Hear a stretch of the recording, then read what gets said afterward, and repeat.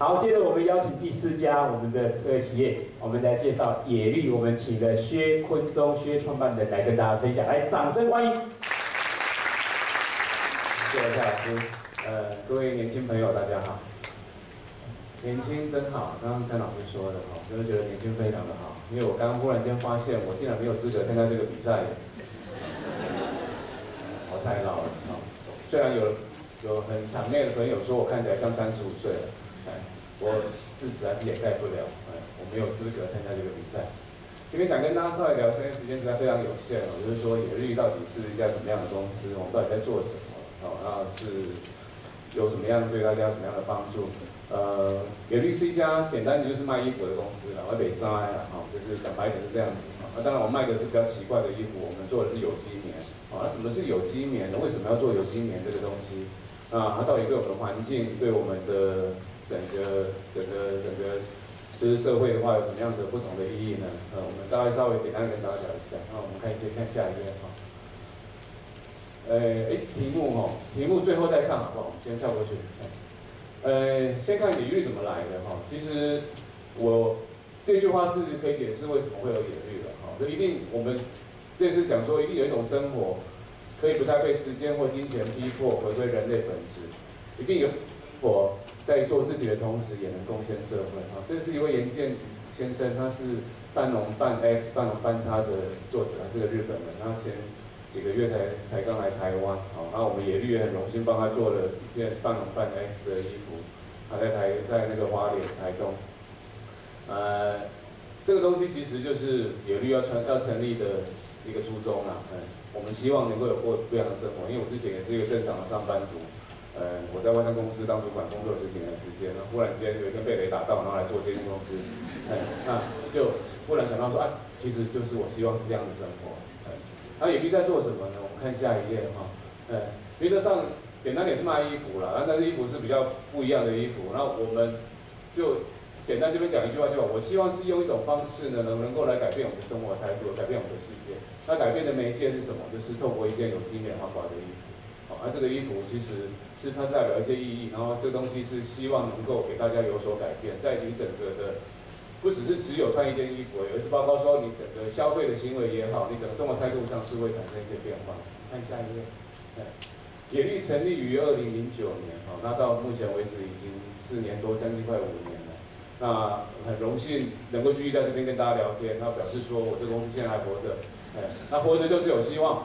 那代表是说可以继续往前走。那永续经营，赚钱是另外一件事情，能够永续经营的话是一个蛮重要的事情。那我们主要是推广有机环保，然后绿色消费为目标。那其实整个制衣工业衣着对我们的环境是有息息相关的关系。衣服每天在穿，大家都在穿，可是大家有没有想过，你穿的衣服是不是污染到我们的环境？你穿的衣服是不是存在了一些不公不义，对第三世界产生一些剥削？你的衣服是这样的价钱是合理的吗？当你到夜市买一件99块的衣服的时候，它这件衣服后面代表的意义是什么？是不是很多外部的成本没有被考虑到？那你的衣服是不是污染到我们看见台湾里面看到的那个河川呢？那最近日月光也好，包括电镀厂也好，一个一个被揪出来了。它其实在这个纺织工业呢，贡献也良多了。这个等下我可以稍微跟大家聊一下。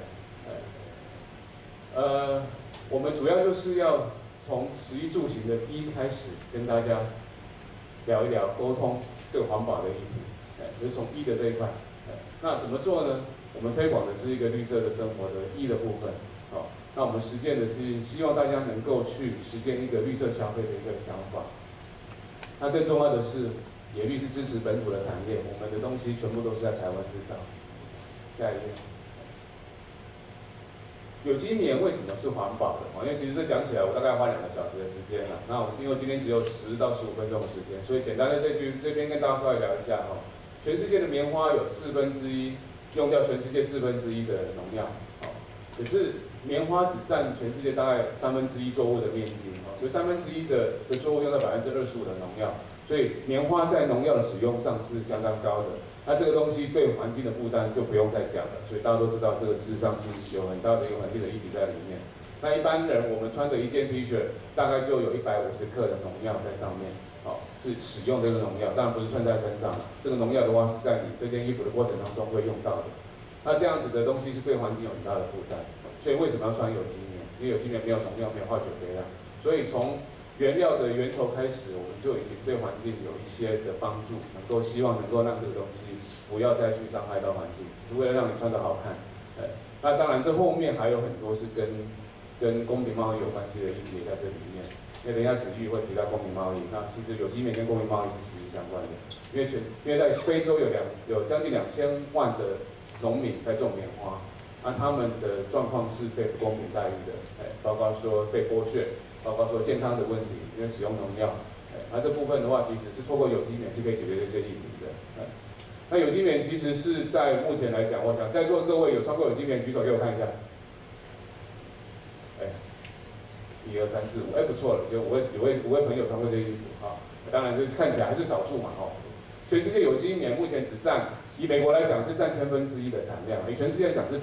的有机棉而已。那在座看起来似乎也是差不多1%的人来穿过有机棉，所以其实它是有很大的推广的空间，因为实在太多人不了解这个东西，也不知道说它背后的意义是什么，所以我们为什么要有野绿？我们目的就是要去推广这样的一个概念。我们看下一页。那刚刚提到的是原料棉花的影响，那可是棉花就可以拿来穿吗？当然不行嘛，对不对？那棉花中间要做成衣服，那棉花做成衣服过程当中呢，就一路顺遂嘛。其实这过程当中，其实对环境就是有很大的影响。大家各位同学，如果去看见台湾的话，你有没有看到就是在观音那边，他有讲到南坎溪，南坎溪整条溪是黑色的那最大的贡献就是蓝针厂南坎溪沿岸有大概140几家的蓝针厂，那这个蓝针厂的话，就是每天的废水就是贡献这个整条黑暗的溪流的这样的来源。在去年这个绿色和平组织它所检测的里面呢，63%的样品里面它是有含所谓的 NPE， 就是这样子的一个环境荷尔蒙的东西呢，它是存在我们的衣服里面。那在整个纺织业是被广泛的被使用。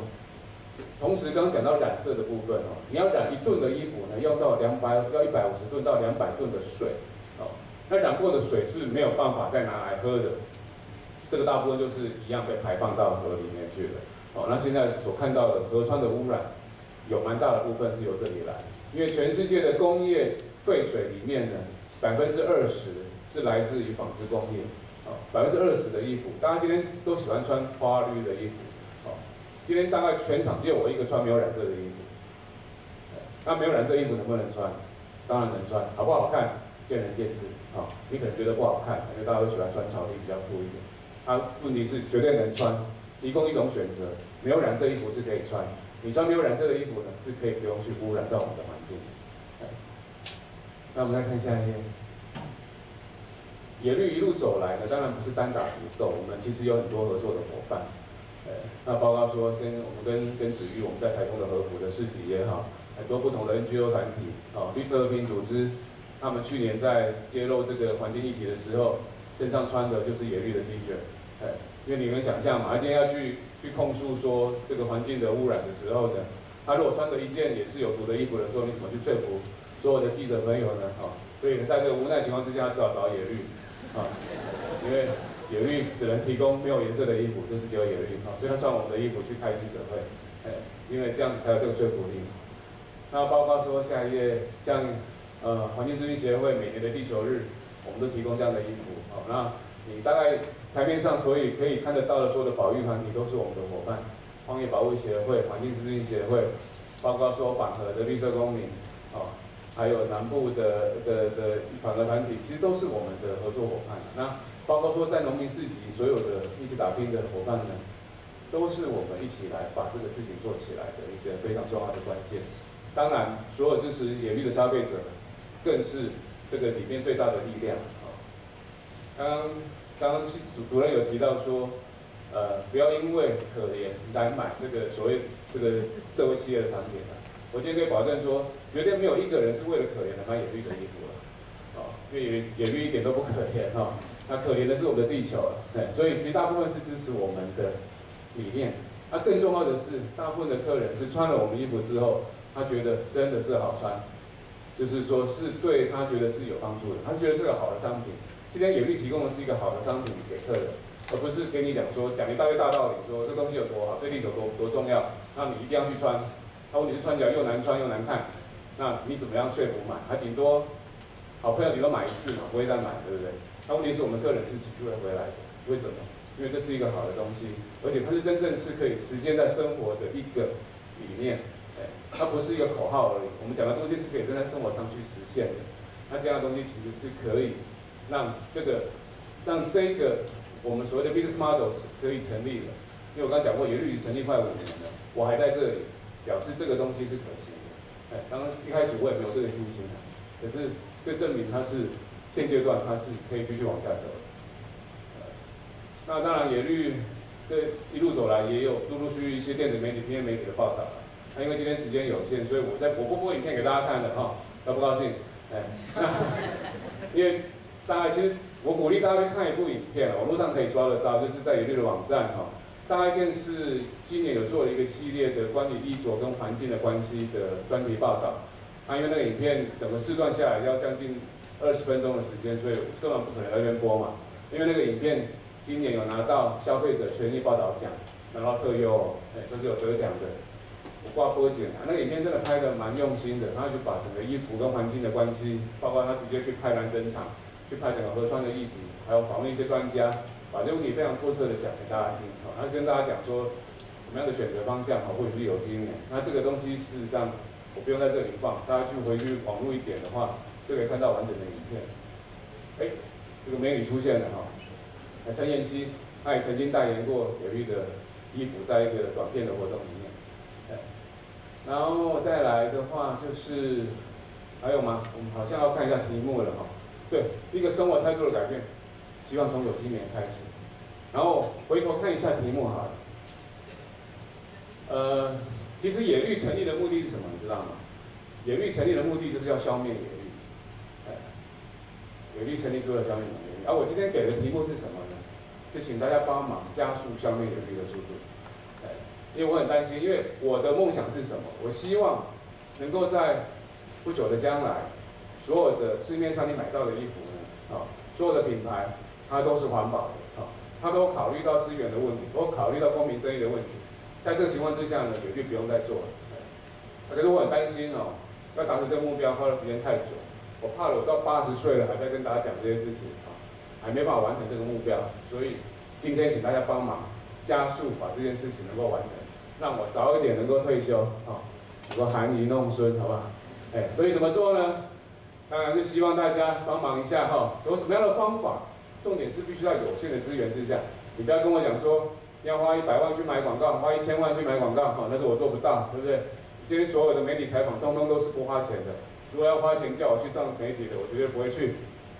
野绿从来没有登过任何的广告。有限资源之下，怎么样让社会大众对于这个衣着跟环保的关系能够再进一步的了解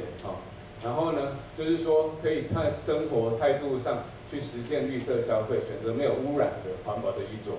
这样的概念怎么样能够让更多人去了解？更重要的是能够鼓励更多人来从事有机棉，还有就是环保衣着的开发的工作。因为为什么现在没有人要做？因为没有需求，没有需求的话没有钱赚，没有钱赚的是没有人做插头都是有人做，没有钱赚是没有人要做所以怎么让它变成是可以更多人能够接受，然后让它市场能够有更有多元的机会的情况之下呢，我们可以让野绿这家公司早点结束。OK， 谢谢。